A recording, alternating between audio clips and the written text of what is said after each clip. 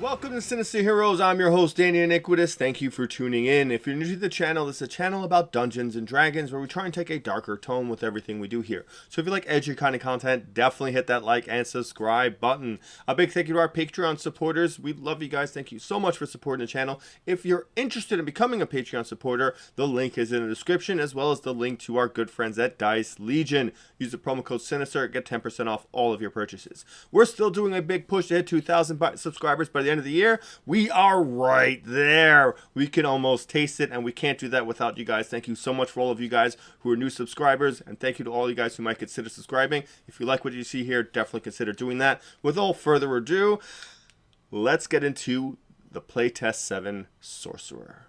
The Sorcerer is one of my favorite classes in the game. I go Warlock, Sorcerer, Ranger, Fighter, and everything else kind of mashes in between them sometimes, but usually that's how it is. Warlocks, they're my favorite.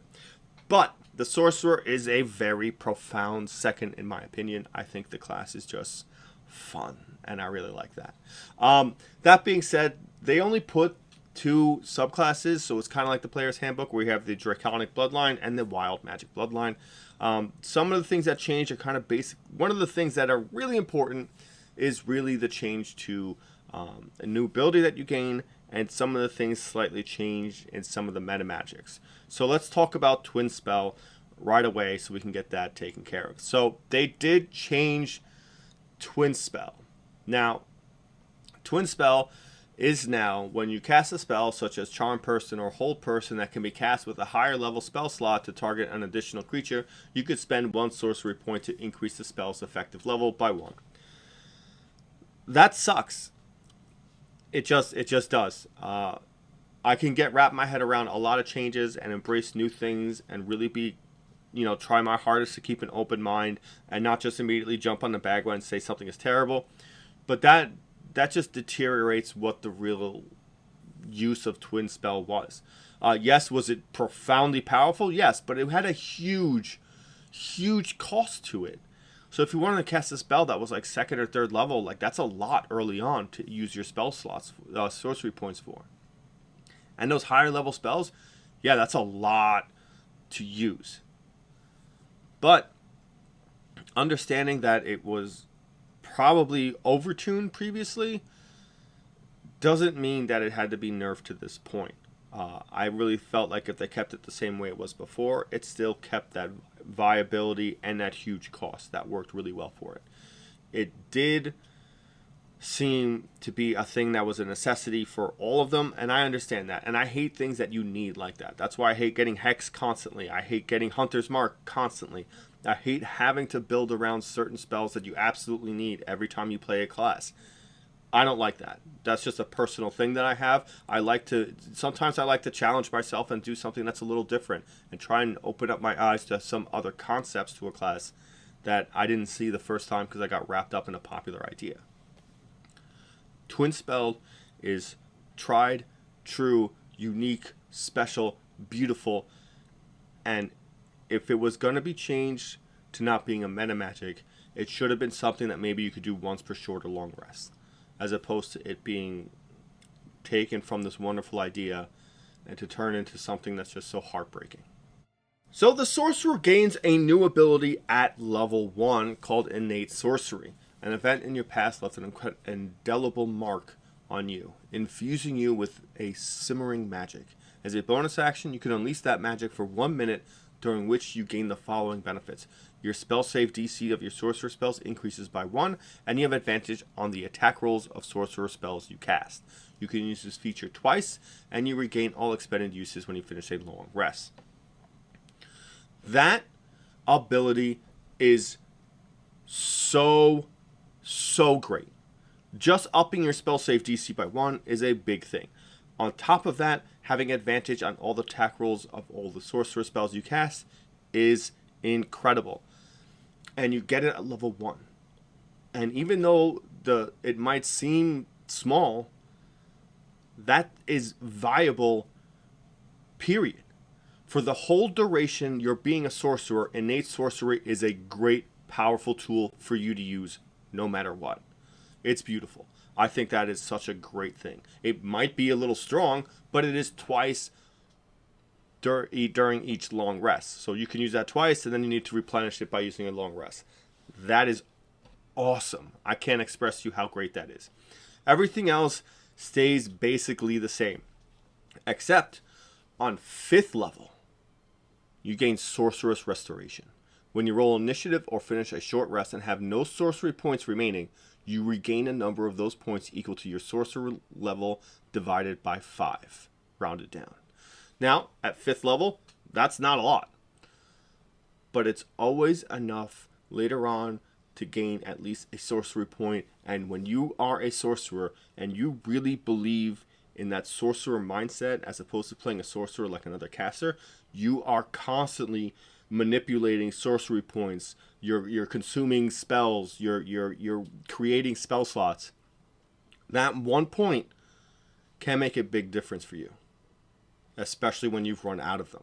You could come up with something, because you use them so frequently, you can really enjoy a nice little surprise benefit to make your sorcerer points just go a little further and have a little bit more use out of them, which I think is great.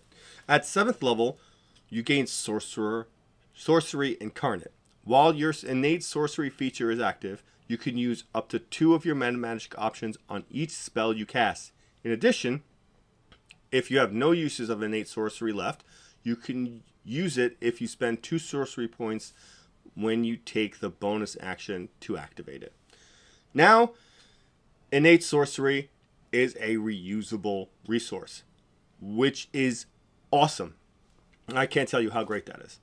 You have this incredible new feature, and now you can chew up lower level spell slots to gain access to it if you've already burned through it. Awesome. I love that. And at level 20, you get Arcane Apotheosis, which I hope I said correctly, but I probably didn't. While your innate sorcery feature is active, you can use 1 mana magic option on each of your turns without spending sorcery points on it. That is a huge, huge benefit. For 1 minute, you can do whatever you want with these sorcery points. That is cool. Like that now you are a sorcerer on a supreme level. You feel like a deity. That's just so great, because in 1 minute, in 10 rounds, you can do a lot with sorcery points. Draconic Resilience did change a little bit, and that's one of the few things that actually did change in regards to the Draconic Bloodline, or now the Draconic Sorcery. So when the text reads as follows: the magic in your body manifests physical traits of your Draconic gift. Your hit point maximum increases by 3 and increases by 1 whenever you gain another sorcery level.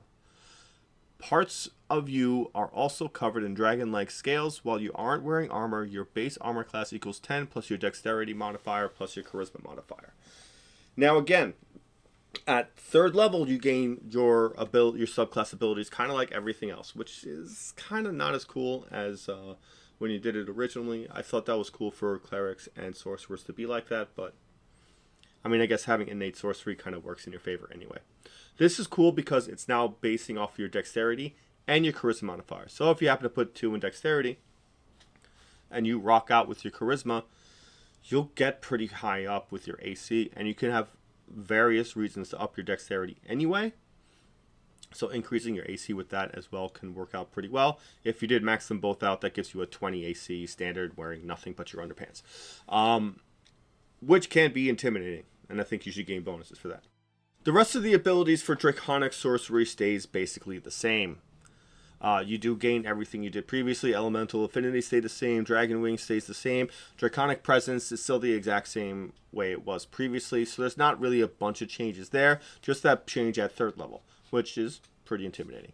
Again, the only other subclass that they put in is the Wild Magic Sorcery. So if you like chaos, if you like to roll and see what kind of unique experience might arouse yourself, here is a great opportunity. So again, a lot of things stay basically the same, except for Wild Magic Surge. Your spellcasting can unleash surges of untamed magic no more than once per turn.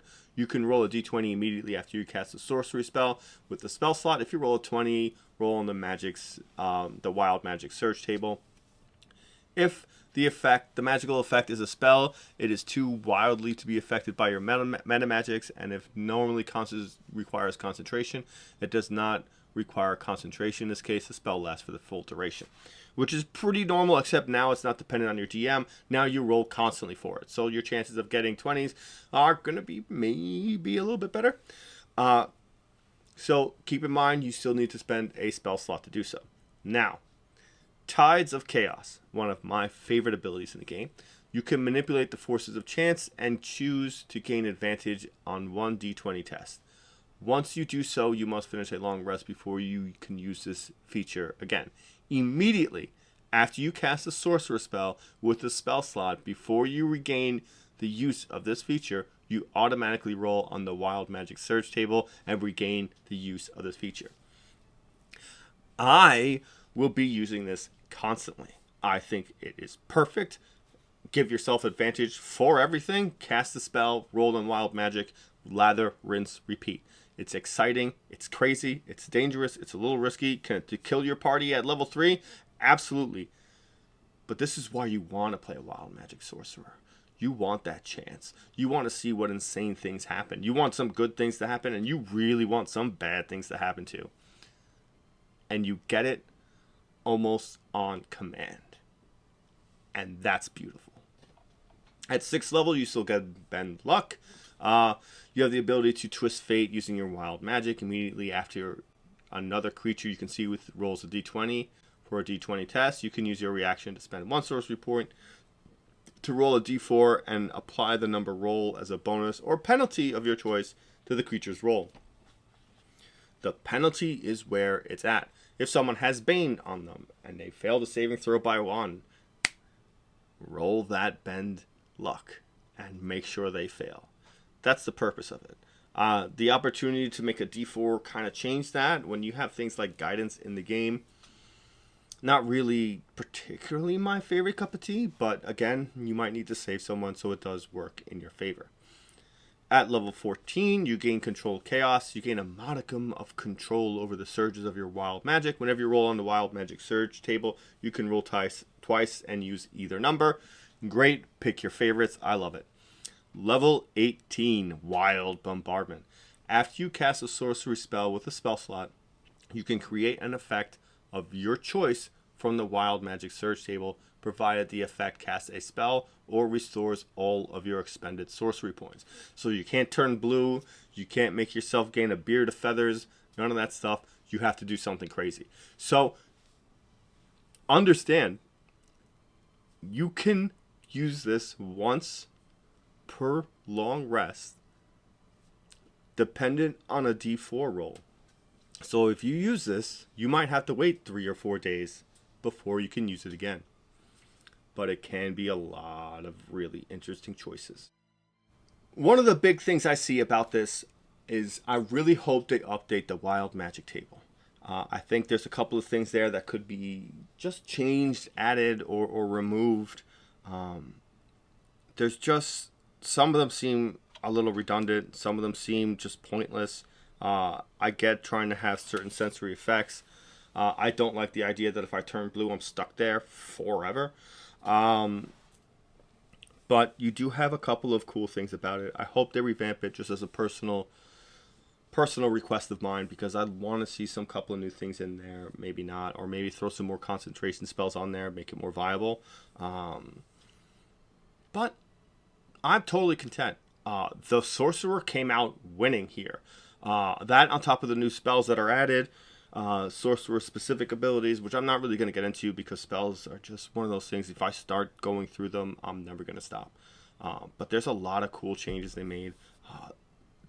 The sorcerer now feels like it's on a different level than casters, and that was kind of the whole purpose of the sorcerer from Jump Street. With all that said and done, we're going to bring this video to a close. I feel like this might have been a little short. Sorry, the sorcerer was just so great, but there was just so little to cover. A lot of bang for your buck on this one. Super hyped. Again, what I'm starting to see is some of these classes are getting this renewed like interest in playing them, and that's really cool. Because how many times have you been a fighter or a sorcerer? You know, and now they're feeling like, oh man, I can't wait to be a fighter or a sorcerer or barbarian. Like some of the classes that are coming out of this playtest that they did well by have that draw to them. Again, twin spell, it's just not what it should be. Just fix the mistake and put it back. But it's amazing. I love it. I can't say enough about how much I love the sorcerer and how much this class feels empowered and strengthened. So that being said, we're going to bring this video to a close. If you made it this far into the video, thank you so much. Definitely hit that like button and hit that subscribe button. Again, we're trying to push to hit 2,000 subscribers. We are so close we can taste it, but we can't do it without you guys. Definitely consider hitting the subscribe button if you made it this far. A big thank you to our good friends at Dice Legion. Thank you so much for supporting the channel and all our friends. Use the promo code SINISTER and get 10% off all of your purchases. Our heart goes out to all of our Patreon supporters. We love you guys. Thank you so much for supporting the channel. What you do for us is amazing, and it really helps keep this channel going. With all that said and done, thank you for giving a spooky kid a chance.